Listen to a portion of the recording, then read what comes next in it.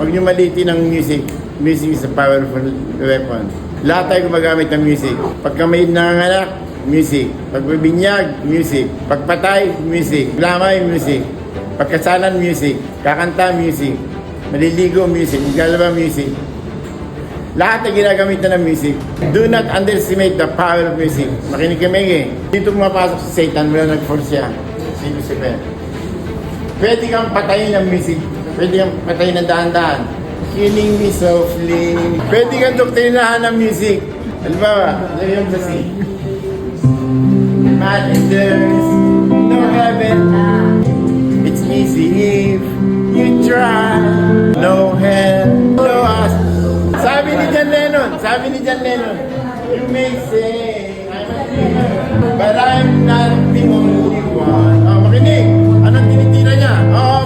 I hope someday you join us in the world. Gusto niya papaniwalain ang buong mundo na walang langit, walang impyerno.